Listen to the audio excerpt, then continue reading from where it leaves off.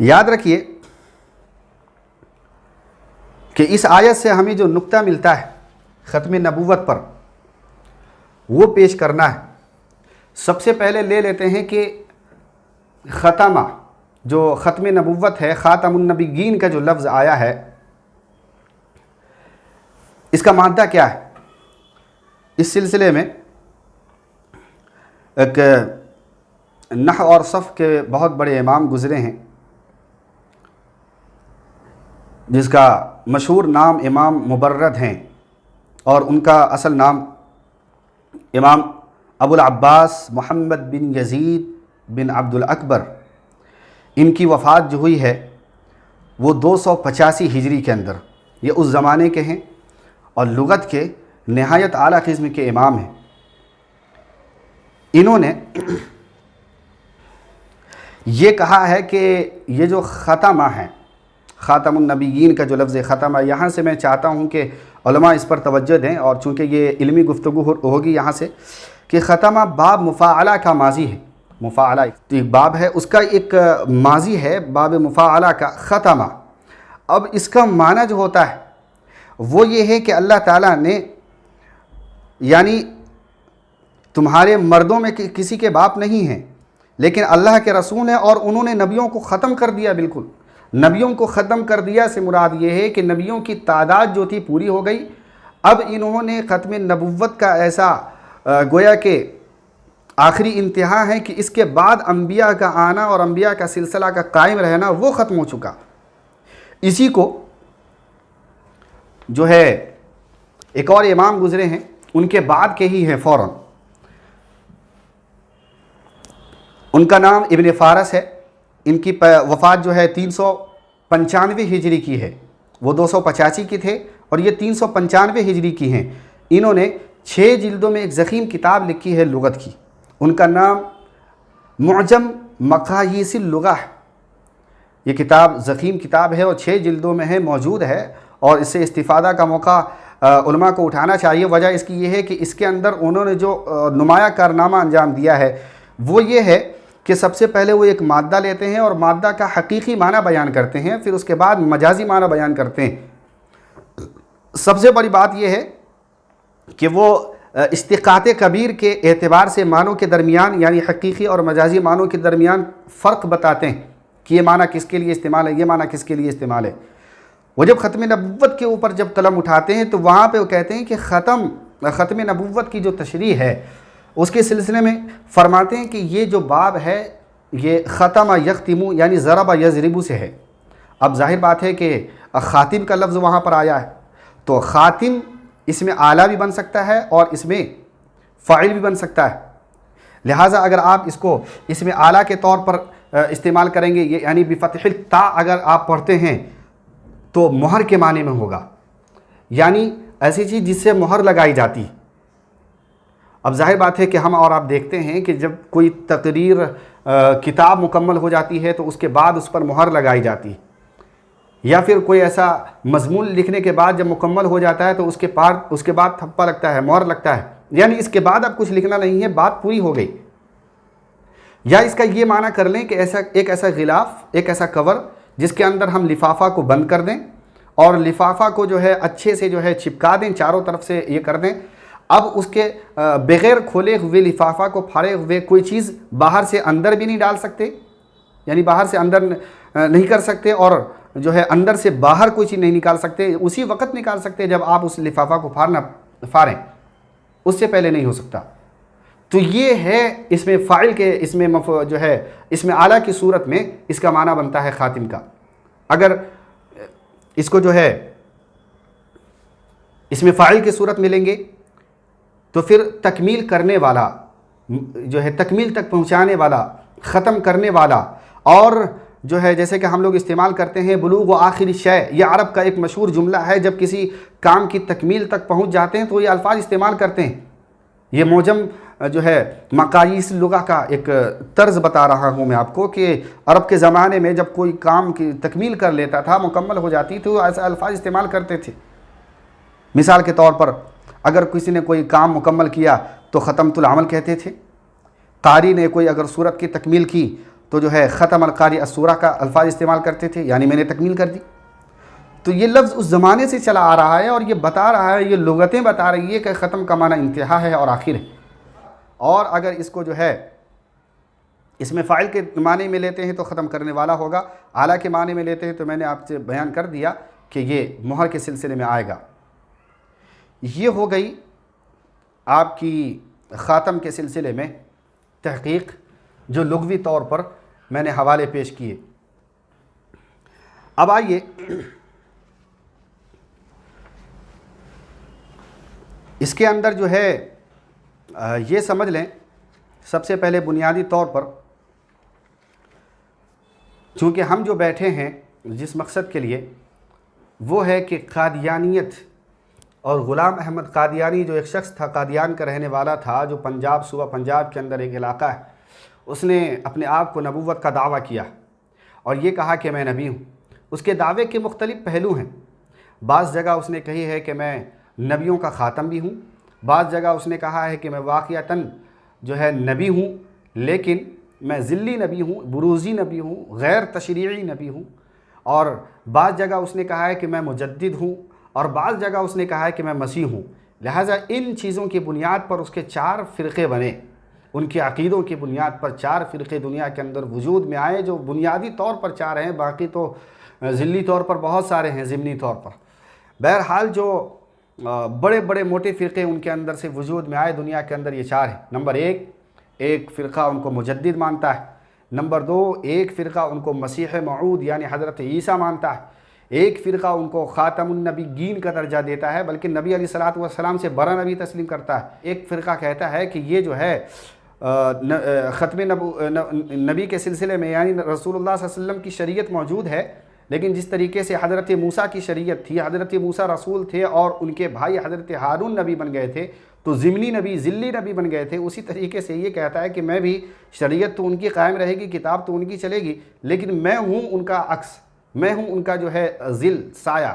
کہ ان کے سائے کے طفیل میں نبی ہوں، لہذا شریعت تو ان کی ماننی ہے، بہرحال نبوت میری بھی تسلیم کی جائے گی۔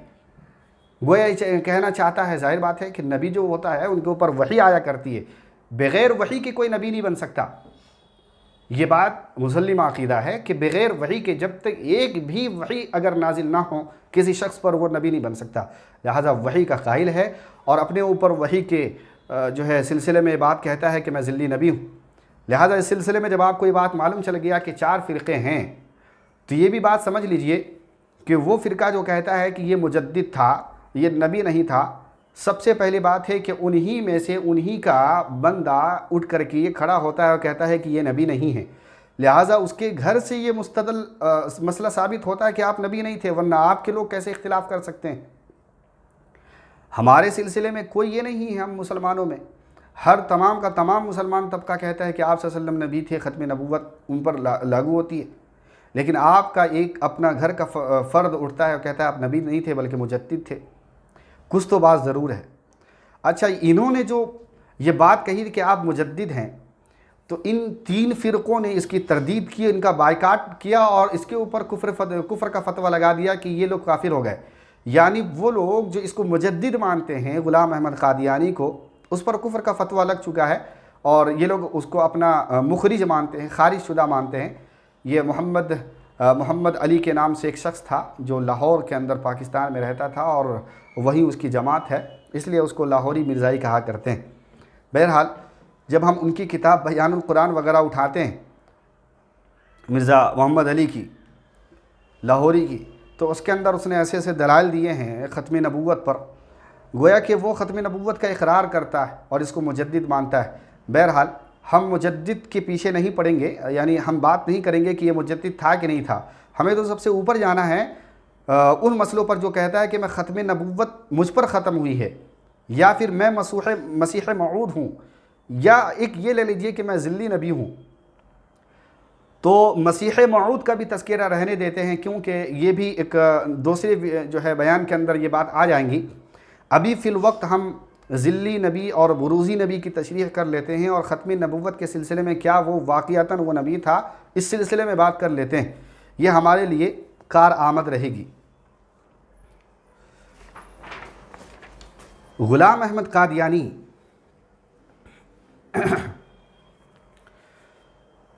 جو اس آیت سے ظاہر بات ہے کہ اس کا ماننا ہے کہ میں ذلی نبی ہوں، اور یہ بات سمجھ لیجئے، ذل کہتے ہیں سایہ کو، ذل سایہ کے معنی میں ہے، اور نبی یعنی ایسا نبی کہ جس کے سائے سے نبوت چلے، تو یہ کہتا ہے کہ میں نبی کا سایہ ہوں۔ اور تشریعی نبی اور غیر تشریعی نبی کا بھی مسئلہ آپ سمجھ لیں کہ تشریعی نبی اسے کہا جاتا ہے جو مستقل نبوت اس کے اوپر آئی ہو، یعنی شریعت بھی آئی ہو، جسے ہم رسول کہتے ہیں اپنی زبان میں۔ غیر تشریعی نبی یعنی کسی نبی کی شریعت کو اپنی امت کے سامنے وضاحت کرنے کے لیے، پھیلانے کے لیے، تبلیغ کرنے کے لیے آتا ہے۔ گویا کہ یہاں پر آ کر کے بات سمجھ لیجئے کہ وہ یہ کہنا چاہتا ہے کہ ایک ہوتا ہے تشریعی نبی اور ایک ہوتا ہے غیر تشریعی نبی، وہ ہم بھی مانتے ہیں۔ تشریعی نبی کا معاملہ یہ ہے کہ اس کے پاس شریعت ہوتی ہے، نئی شریعت ہوتی ہے، یا نئی شریعت ہو یا پھر نئی امت ہو، دونوں چیزیں ہیں۔ نئی قوم ہو تو نئی قوم کے پاس جو ہے شریعت لے کے جائے تو اسے رسول کہا جاتا ہے، اور اگر پرانی شریعت پر عمل کرنے کے لیے کسی نبی کو وجود میں لایا جاتا ہے اسے غیر تشریعی نبی کہتے ہیں۔ مثال کے طور پر حضرت ہارون اور حضرت موسیٰ کا واقعہ لے لیں۔ حضرت موسیٰ کے اوپر تورات اتری، یہ صاحب کتاب تھے، صاحب شریعت تھے، اس لیے وہ رسول کہلائے۔ حضرت ہارون جو ان کے بھائی ہیں، ان کے پاس نہ کوئی شریعت تھی، ذاتی شریعت نہیں تھی، مستقلاً وہ نبی نہیں تھے، بلکہ وہ جو ہے حضرت موسیٰ علیہ السلام کی تورات، ان کی کتاب تورات کی تبلیغ کے لیے، ان کی وضاحت کے لیے ان کو نبی بنایا گیا تھا۔ تو معلوم چلا کہ ایک ہوتا ہے تشریع اور غیر ہوتا تشریع۔ اب بات سمجھیے کہ نبی اور رسول کا فرق، نبی اور رسول کسے کہتے ہیں؟ اس سلسلے میں امت کے اندر دو قول ملتے ہیں۔ نمبر ایک کہ دونوں کا معاب، یعنی نبی اور رسول کا دونوں کا معال ایک ہے، یعنی نبی بھی اسی معنی کے لیے استعمال ہوتا ہے، رسول بھی اسی معنی کے لیے استعمال ہوتا ہے۔ ایک معنی یہ بیان کیا جاتا ہے کہ نبی اور رسول کے اندر عموم یا خصوص کی جو ہے نسبت ہے، یعنی رسول ایک خاص کو کہا جائے گا اور نبی عام ہے۔ نبی کے اندر دونوں چیزیں ہیں، نبی کے اندر رسول پنہا ہے اور رسول کے اندر نبوت نہیں آ سکتی۔ معلوم چلا کہ جو رسول ہوگا وہ نبی ضرور ہوگا، لیکن ہر نبی رسول نہیں بن سکتا، یعنی نبوت عام چیز ہے اور رسول خاص چیز ہے۔ دوسری زبان میں کہہ سکتے ہیں کہ نبی سے اوپر کی کیٹیگری، اوپر کا مرحلہ رسول کا آتا ہے۔ لہٰذا قرآن اس کی وضاحت کرتا ہے، کئی آیتیں ہیں اس کے اوپر شاہد ہیں کہ رسول اور نبی کے اندر فرق ہے، اور اس بات کو علامہ انور شاہ کشمیری رحمۃ اللہ علیہ نے جو ہے اپنی کتاب خاتم النبیین کے اندر بڑے اچھے انداز میں کہا ہے، اور یہ کہا ہے کہ اس کے اندر تباین کی نسبت اگر کوئی پیدا کرتا ہے وہ بھی لغو ہے، اور تماثل کی نسبت اگر کوئی مانتا ہے وہ بھی لغو ہے، لیکن اس کے اندر جو ہے عموم